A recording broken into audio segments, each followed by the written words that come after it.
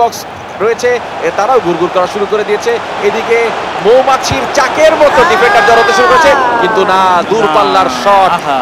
Neymar মাঝে মাঝে একটু উচ্চাকাঙ্ক্ষী আচরণ করে, অনেক আশা করেছিল যে যাবে বলটা। এভাবে বললেন না, it hurts, Soren. It hurts. একটু পরে দেখবা যে নেইমার ব্যথা পাচ্ছে, জাস্ট ওয়েট ফর ইট।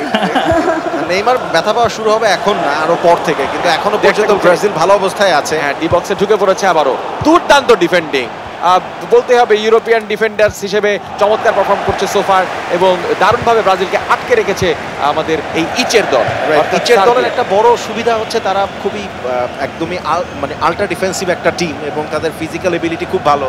সুতরাং তারা ব্যাক লাইনে 4 জন ডিফেন্ডার নিয়ে দাঁড়িয়েছে। এই জায়গায় ব্রাজিলকে লং রেঞ্জে যেতেই হবে, যেটা নেইমার কিছুক্ষণ আগে ট্রাই করেছিলেন। একটুও ছাড় দিচ্ছে না ব্রাজিলকে। বেশি বেশি কথা বলেন তো, এই টাইমে আসলেই বেশি বেশি কথা বলবেন, এই সাইডে আসলেই কথা বলবেন। এই যে দিঘি বুঝে ফেলেছে যে কমেন্টেটরস কার্ডস বলে একটা বিষয় রয়েছে। দিঘি, এই মুহূর্তে তোমার টিমের স্ট্র্যাটেজি কি? ব্রাজিল কি করতে চায়? 4টা-5টা গোল দিবে নাকি খিচকে বসে থাকবে এক কোণায়? না না, 4টা-5টা গোল দিতে হবে না, সুস্থভাবে জিততেই হইবে। সুস্থভাবে জিতলে আজকের খেলায় তো দু দলের কার্ডে একটা রেড একটা ইয়েলো। আগের 2 ম্যাচে তো আমরা এই কার্ড দেখি নাই। দিঘির মাথার মধ্যে একটাই চিন্তা যে সার্বিয়ানরা যদি আজকে মাঠের মধ্যে একটু রক্তগঙ্গা বইয়া দেয়, দিতেই পারে। কিন্তু আমি কিন্তু খেলার শুরুর আগে মাহাদি ভাই এবং তানিমের মধ্যকার একটা কনভারসেশন শুনে ফেলেছি, যখন মাহাদি বলছিল জিতোস আর না জিতোস, আজকে কিন্তু 4টারে লুলা করবি, 4টারে হাসপাতালে পাঠাইতে হইব। আমি এটা শুনে ফেলেছি। এইটা আসলে আমরা আসলে খুব চাপমুক্ত ভাবে খেলার চেষ্টা করতেছি। চাপমুক্ত ভাবে খেলাই যাবে না, চাপ নিয়ে খেলতে হবে। আসলে আমাদের তো হারাবার কিছু নাই। Right right.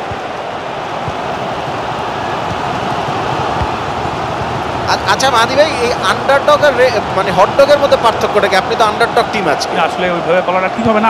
আমরা যেটা বলতে চাচ্ছি আসলে যে না না না, আমরা আসলে ওইভাবে করে নিজেদেরকে এতটা আবার ইয়ে করতে চাই না, অসহায় বোধ করাইতে চাই না। আমরা যেটা হচ্ছে যে আমরা আসলে আমাদের চাপ নেই, আমরা খেলছি চাপমুক্ত ভাবেই।